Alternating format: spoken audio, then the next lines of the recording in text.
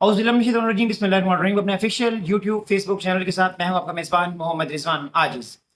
नाज़रीन, जैसा कि आप लोग जानते हैं कि आज से 3-4 रोज़ कबल कच्चे के इलाके में जो कच्चे के डाकू हैं उन्होंने जो पुलिस एहलकार है उनके ऊपर घात लगाकर हमला किया और 12 पुलिस एहलकार जो हैं इस अफसोसनाक वाक़ये में वो जाम शहादत नोश कर गए हैं, जबकि इसके साथ साथ 7 पुलिस एहलकार जो हैं वो शदीद ज़ख्मी भी हुए। इसमें जो इब्तदाई तफसीलात थी उनके मुताबिक जो डाकू हैं कच्चे के इलाके के, उन्होंने वहाँ पर घात लगाकर वो बैठे हुए थे रास्ते में, और जो पुलिस एहलकार है अपनी रूटीन की हफ्तावार जो ड्यूटी है वो खत्म करने के बाद वापस आ रहे थे। तो वहाँ पर जब पहुंचे हैं तो आगे से पहले तो उन्होंने फायरिंग की, अंधाधुंध ब्रेस्ट फायर किया और उसमें काफ़ी सारे जो पुलिस एहलकार हैं वो शहीद हो चुके थे।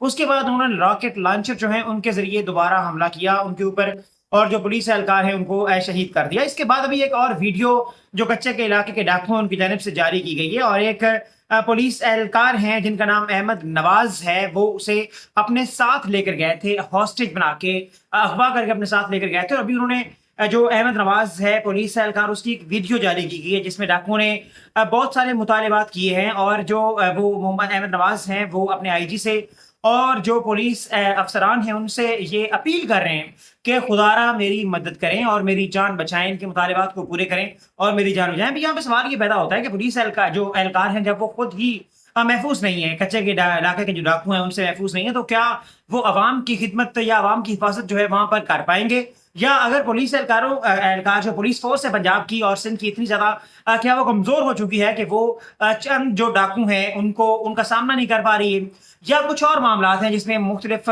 सॉरी टू से सियासतदान भी इन्वॉल्व हो सकते हैं, पुलिस अफसरान जो हैं। इस हवाले से कुछ दिन पहले एक वीडियो जारी हुई थी, जो वो डाकू था उसने ये कहा था कि हमारे साथ पुलिस अफसरान जो हैं वो राब्ते में रहते हैं मुसलसल, और वो हमारे काम आते हैं, हम उनके काम आते हैं, हमें जो जदीद असला है वो भी पुलिस के तवस्सुत से ही मिलता है। मुबैना तौर पर ये वीडियो थी, उसमें उसने ये कहा था।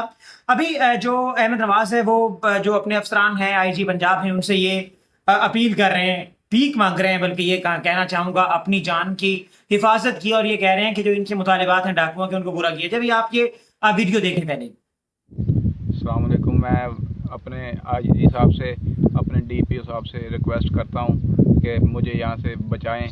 मैं अपने घर वालों से भी अपील करता हूँ मेरी जान छुड़वाएं। यहाँ से 12 बंदे मर गए हैं, ये 5 बजे तक का कह रहे हैं, अगर इनके मुतालबे पूरे ना किए गए तो ये मुझे मार देंगे। मैं वज़ीर आला पंजाब मरीम नवाज साहबा से और शहबाज शरीफ साहब से रिक्वेस्ट करता हूँ कि मेरी जान छुड़वाएं। मैं इधर बहुत परेशान हूँ, मार देंगे मुझे, अल्लाह का वास्ता है। मैं हाथ जोड़ रहा हूँ, वज़ीर आज़म के सामने हाथ जोड़ के रिक्वेस्ट करता हूँ, मुझे बचा लें। जी, जैसा कि आपने सुन लिया है कि अहमद नवाज जो है वो क्या मुतालबा कर रहे हैं आईजी पंजाब से, और जो उसके आला अफसरान हैं किस तरह से वो जान की अमान की अपील कर रहे हैं, जान की अमान तलब कर रहे हैं।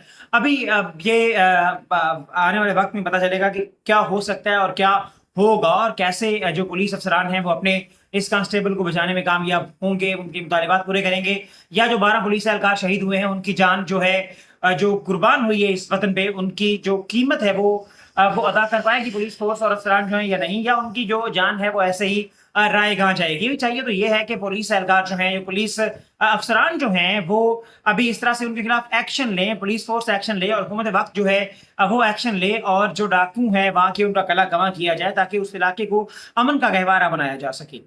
अल्लाह ने के बाद।